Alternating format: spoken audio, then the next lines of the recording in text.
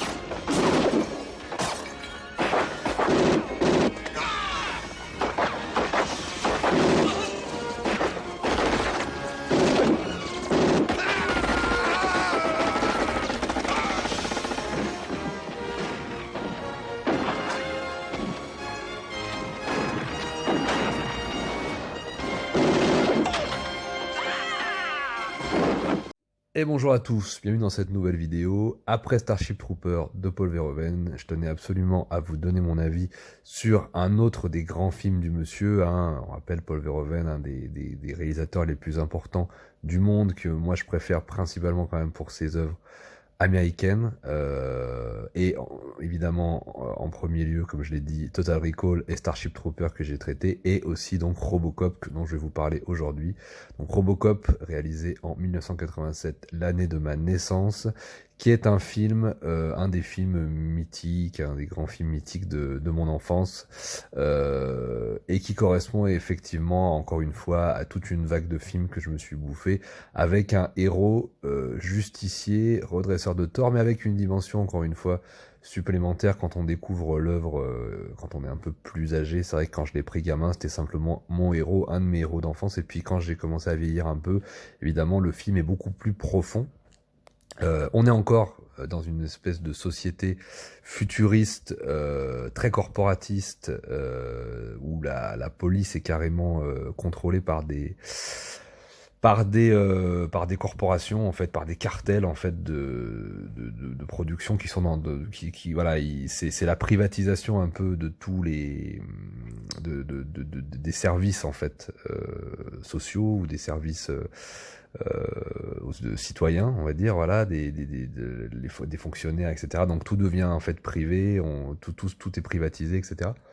Donc on retrouve effectivement encore une fois cette figure assez emblématique des années 80-90, une forme de héros justicier, voilà, qui va faire respecter la loi contre des méchants, donc quelque chose d'assez manichéen comme ça, dans l'absolu, mais qui est en fait une œuvre beaucoup plus complexe, un peu au même titre d'ailleurs que je le compare beaucoup à Troupe d'élite de José Padilla. Et d'ailleurs José Padilla va réaliser le remake le plus récent qu'il y a eu là de Robocop, qui est sorti il y a peut-être une dizaine ou une quinzaine d'années, je m'en souviens plus trop, que j'avais trouvé pas mal intéressant, et je trouvais que voilà, José Padilla était vraiment la bonne personne pour le réaliser, parce que je trouve qu'effectivement il y a encore une fois, comme dans Troupe d'élite, cette dialectique comme ça, cette synthèse entre à la fois la glorification du héros justicier qui fait respecter la loi, l'ordre, qui protège les citoyens et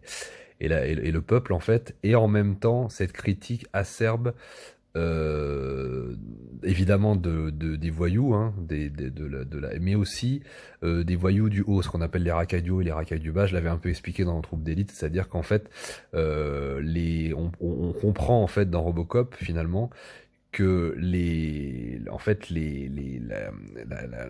racailles du haut, en fait, l'espèce d'élite étatique là, en fait les puissants, ceux qui ont le pouvoir, en fait, euh, se servent en fait de ces voyous et de cette violence pour pouvoir prospérer.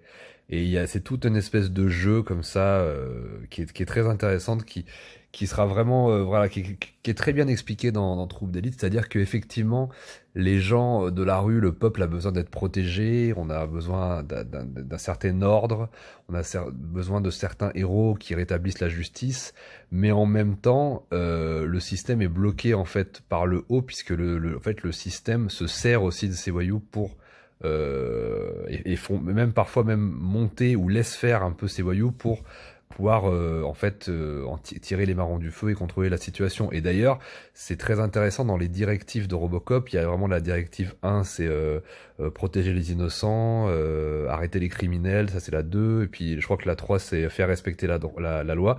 Et la 4, la directive 4, en fait, qui le bloque en fait dans son arrestation finalement d'un des grands pontes de la compagnie OCP, c'est que cette directive 4, c'est qu'il ne peut pas arrêter quelqu'un de l'OCP. Donc on sous-entend quelqu'un en fait qui est de la qui est du qui a le pouvoir en fait, quelqu'un qui est en haut. Il peut arrêter effectivement.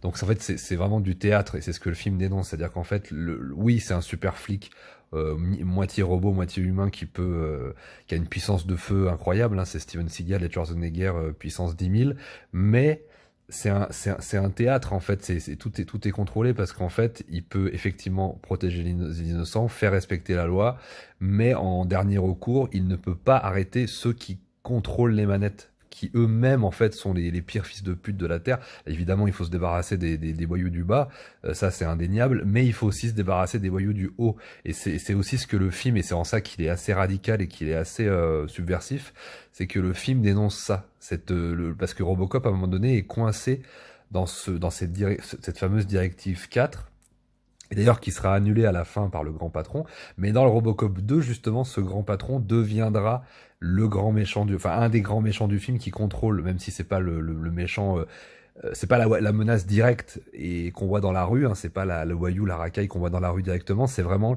le voyou, la racaille, mais du haut, en costard cravate, et qui a le pouvoir et qui a la puissance. Et c'est ça qui est très intéressant. Et dans le 2, on voit que voilà, le mec, qui est à la tête de l'OCP, qui libère Robocop de son blocage de la directive 4, en fait, dans le deuxième, ça devient lui en fait le pourri, quoi. Et finalement voilà, c'est des sociétés, c'est des espèces de trucs pyramidales comme ça, où il y a t'en butes un, et en fait il y a toujours une tête qui est plus haute, qui est plus haute, qui est plus haute, qui repousse. Et c'est exactement le propos de films comme Troupe d'élite, si on regarde le 1 et le 2. Et là c'est un peu pareil avec Robocop 1 et Robocop 2. Robocop 2 d'ailleurs je le conseille aussi, il est vraiment vraiment chouette, nettement moins bien que le premier c'est vrai, mais il est quand même chouette. Et après le 3, c'est vraiment une purge. Mais après il y a eu les séries télé, les téléfilms, les machins. Moi j'ai vu tout ça quand j'étais gamin, hein, tous ces trucs là, j'ai vraiment grandi avec. Il est évident que quand j'étais gamin, je me posais pas du tout j'avais pas du tout ce questionnement, parce que je connaissais pas assez la vie et j'avais pas assez d'expérience et de vécu pour pouvoir voir les choses de cette façon. Mais c'est vrai que le film traite complètement de ça. Et donc il y a effectivement une glorification du héros des années 80, en plus le metal héros, parce qu'il est presque inspiré par les metal héros japonais du tokusatsu. Donc ça c'est très intéressant aussi dans sa figure. C'est vraiment, voilà, on est dans un film super héroïque presque, mais un peu vigilante, un peu justicier. Et donc c'est hyper intéressant. Mais en même temps, encore une fois, comme tous les grands films et tous les films qui arrivent à synthétiser et à dialectiser, ben, on a aussi la critique et le fait d'aller un petit peu plus loin dans la réflexion de qui contrôle vraiment les manettes et tout. Donc c'est très très intéressant encore une fois. On retrouve bien sûr le formidable thème composé par Basil Polidoris, hein, qui est vraiment extraordinaire, qui est excellent, tout comme Starship Trooper. Voilà, on est à la fois emporté par cette figure héroïque, et en même temps dans cette critique, on va dire, des puissants.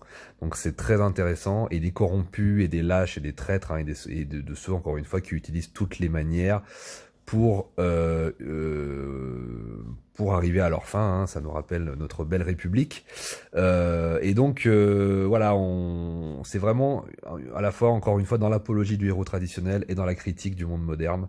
Donc c'est excellentissime, très grande musique, évidemment, très grande mise en scène, super jeu d'acteur de Peter Weller, voilà, qui est aussi un des acteurs de mon enfance. Ça, c'est probablement son plus grand rôle. Peter Weller, qui est un acteur excellent et qui en plus en enfilant le costume du Robocop a une espèce de gestuelle comme ça très robotique qu'il a vraiment travaillé, etc. Donc c'est vraiment super chouette, super cool. Le film, comme d'habitude chez Paul Verhoeven, est extrêmement violent. Voilà, on est vraiment face à une violence crue, directe. D'ailleurs, moi, quand j'étais gamin, la version que j'avais vue était vraiment censurée. Moi, ça fait depuis pas longtemps que je revois. Ils ont ressorti des copies là en version avec. C'est pas vraiment des versions longues parce qu'il n'y a pas des scènes en plus. C'est plus des tout petits morceaux, des petits plans. Qui sont rajoutés notamment dans les scènes voilà, de charcutage. Il y a d'autres scènes encore plus violentes là que je redécouvre dans les versions un peu plus récentes là, avec lesquelles j'avais pas du tout grandi quand j'étais gamin. Déjà quand j'étais gamin, les films étaient déjà surviolents et là c'est à un niveau encore. Il y a plein de plans rajoutés comme ça qui sont encore plus violents. Notamment cette fameuse scène où Murphy se prend la balle dans la tête là, on voit que c'est un mannequin, mais c'est très bien fait pour l'époque. Et c'est ce plan-là, typiquement, cette espèce de travelling là circulaire, il y était pas à l'époque. Moi, j'avais vu le film gamin, j'en ai aucun souvenir. Et puis évidemment, bah, on est dans cette figure à la fois. On convoque plein de figures mythologiques, hein, et c'est toujours ça qui est intéressant dans le grand cinéma américain de cette époque.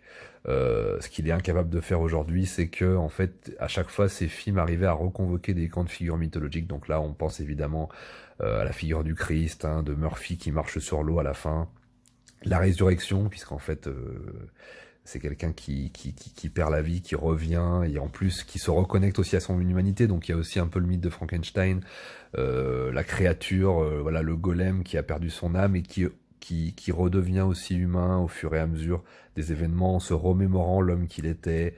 Et encore une fois, hein, c'est l'apologie de la famille traditionnelle, voilà, et contre les méchants nihilistes, psychotiques, complètement débiles à souhait, que sont les méchants, d'ailleurs, qui sont assez savoureux, hein, qui sont des acteurs incarnés par des acteurs assez savoureux et qu'on a vraiment plaisir à les voir se faire défragmenter, hein, notamment cette fameuse scène où l'un des méchants, l'un des pires, hein, fils de pute là, qu'on a vraiment envie d'éclater quoi, et qui se retrouve dans une espèce de bassine comme ça d'acide et on le voit complètement décomposé là. Ça c'est absolument génial et jouissif, hein, et c'est pas dommage.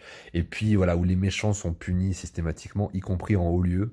Donc ça c'est aussi extraordinaire. Donc voilà, Robocop de Paul Verhoeven, évidemment, chef-d'œuvre absolu du cinéma des années 80 et pas que, puisque ça traverse vraiment les âges, hein, ça a pas vraiment vieilli.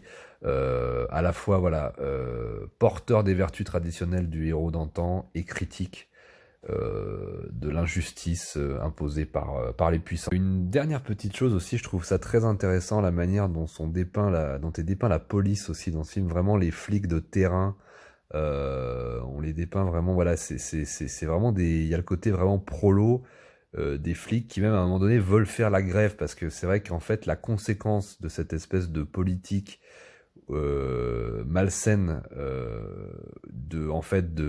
d'une espèce de groupe qui laisse la criminalité se faire, bah, il y a des conséquences directes sur les policiers, non seulement leur vie misérable, leur salaire et tout ça, mais leur vie même, c'est-à-dire qu'ils se font vraiment descendre comme des soldats de plomb, pour paraphraser Fred Williamson dans Vigilante, et du coup, bah, eux-mêmes ont cette volonté de faire la grève. Et il y a une scène assez magnifique qui introduit ça dès le départ, pour introduire un peu l'ambiance du film, quand Murphy rentre dans ce nouveau commissariat.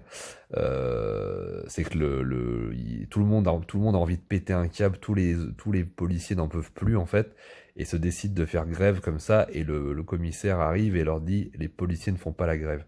Et il y a cette espèce de truc aussi très, voilà, où tu dépeins vraiment le policier finalement comme un prolo, quoi, comme quelqu'un qui se fait un peu baiser par le système quand même, et qui est un petit peu lâché par sa hiérarchie et tout. Donc il y a quand même ce truc là, cette dimension que j'aime aussi beaucoup dans le film, et qui sera encore plus explorée, je crois, dans le deuxième épisode.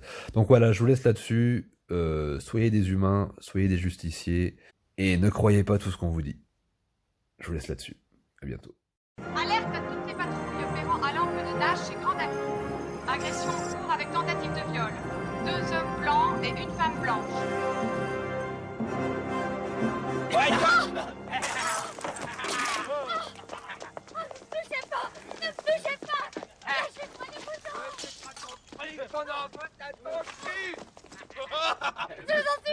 T'inquiète pas comme ça, Marc-André. On te fera pas de mal. Ces types sont trop longs. Ouais. Je vais lui rafraîchir la tignasse. Allez, coupe. Quoi? Mais elle en a plus que ça sur l'abricot. Non, pitié! Non, pitié! Non! Je vous en prie!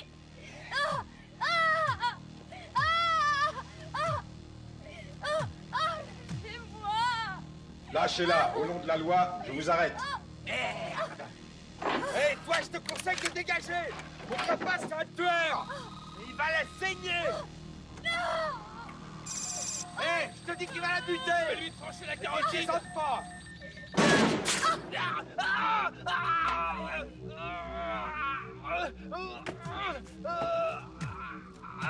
Tu vas te rendre, crapule. D'accord. Oui, très bien. Je me rends, voilà. Non. Je n'ai jamais eu aussi peur! Merci! Merci! Madame, vous avez reçu un choc émotionnel. J'aviserai le centre anti-viol.